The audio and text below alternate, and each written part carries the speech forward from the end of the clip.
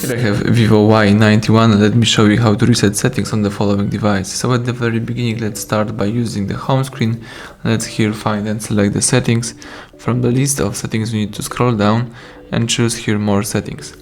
Then let's find here and select backup and reset and choose here reset all settings. So this operation will reset all settings, no data or media will be deleted. Let's tap reset to begin the operation. Let's wait until the device will restore the default settings.